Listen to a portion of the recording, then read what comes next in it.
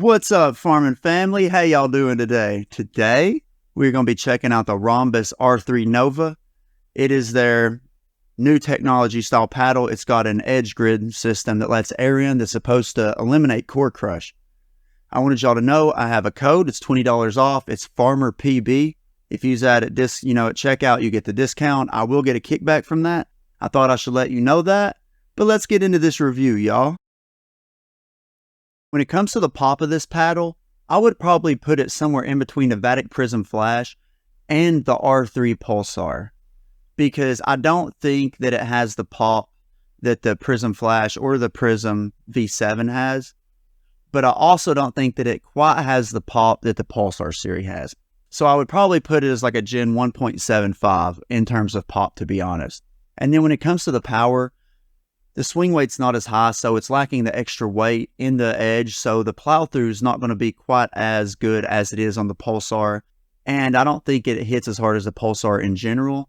Much like the pop, I would probably put this as like a Gen 1.75. So if you're struggling with the Gen 2s and you need to dial back a little bit of power and pop, this could be a good option.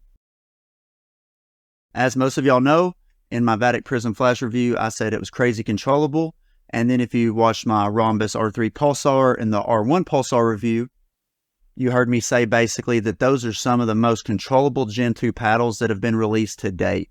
And that's even with all the current paddles that I'm still currently reviewing.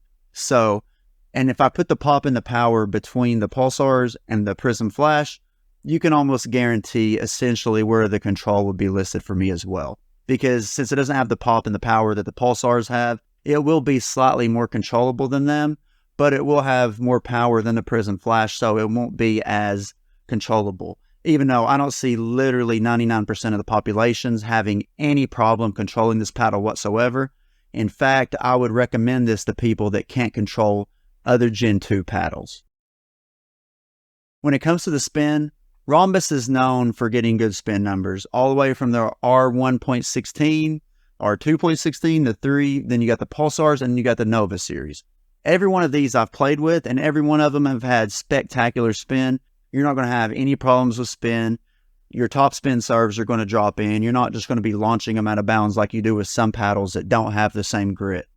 But yeah, the spin's not going to be a problem. I could say that with literally every Pulsar, every Ronbus paddle that they've made so far. When it comes to the swing weight is 119, which compared to some of the other elongated paddles who are in the 120s, this will definitely feel a little bit lighter than they do. But overall, if you're a pretty small, skinny person or someone with, small wrists and arms in general, I would probably more or less go for the R1 Nova because the swing weight's going to be a little bit lighter, and this one might make you a little bit behind when it comes to swinging at the kitchen.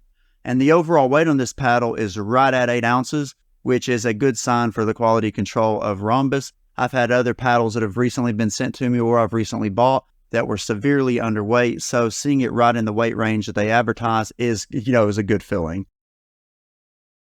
The twist weight of this paddle is 5.92. Like I've said in my other reviews, 6.5 is considered average, so this is a below average sweet spot. So if you're going to use it, you might want to put maybe a little lead tape on the edges. To be honest, with the swing weight the way it is, I just played it without lead tape.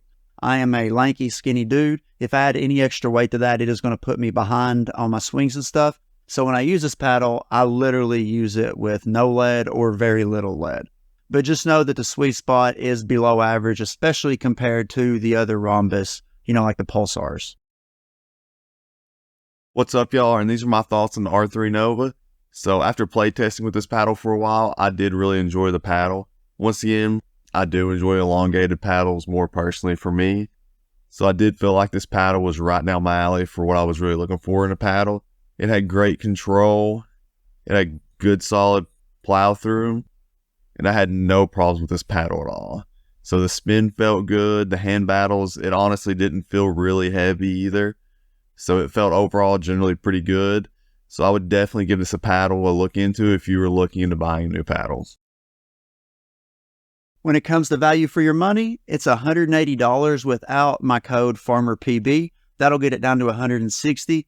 And to be honest, for people that are wanting a little extra power, but not the amount of power that the other Gen 2 paddles get, and they want something that's somewhat controllable, this paddle would be one that I would easily recommend.